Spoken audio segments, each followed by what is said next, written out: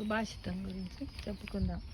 ఏంటిదంటే వారే సుజనులు అంటే మనసి వాచసి కాయే పుణ్య పీయూషపూర్ణ త్రిభువన ఉపకార శ్రేణిభిః ప్రీణయంతః పరగుణ పరమాను పర్వతీకృత్య నిత్యం నిజ హృది వికసంతః సంతః కియంతః అంటూ సజ్జనుల లక్షణాలను తన నీతి శతకంలో భర్తృహరి వర్ణించాడు.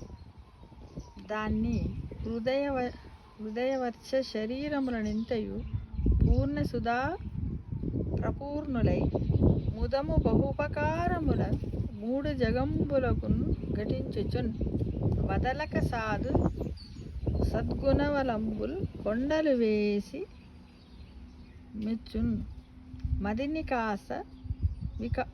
వికాస యుక్తులగు మాన్యులు కొందరు ఒల్తురుద్దరన్ అని తెలుగులోకి అనువదించాడు ఏనుగుల లక్ష్మణకు. చాలా తెలుసు మనకు, చాలా మట్టుకు ఏంటంటే ఈ భర్తృహరి ఏదైతే చెబుతాడో దాన్ని తెలుగులో, ఇది సంస్కృతంలో ఉన్నదాన్ని తెలుగులోకి అనువదించేవారు ఏనుగుల లక్ష్మణ కవి గారు. చాలా మందికి తెలుసు. దీని భావం ఏంటిది అంటే మనం కూడా దీన్ని సరిగ్గా స్పష్టంగా కూడా చదవలేము. కాకపోతే ప్రయత్నం చేస్తూ ఉండాలి. చేస్తూ ఉంటేనే మనకు కూడా బాగుంటుంది.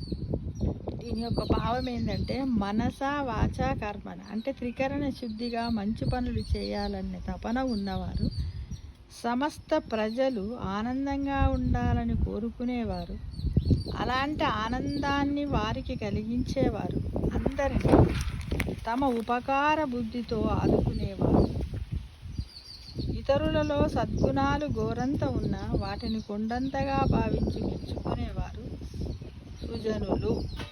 అలాంటి వారు ఈ లోకములో చాలా కొద్ది మంది మాత్రమే ఉంటారు అని ఈ సుభాషితం యొక్క అర్థం అన్నమాట. అందరం కూడా ఇలాంటి సుభాషితాలను మనము నేర్చుకోవాలి, తెలుసుకోవాలి. ఎంతో కొంతలో కొంతవరకైనా మనం నేర్చుకుంటూ ఉండాలి ఫ్రెండ్స్. ఓకేనా? Thank you.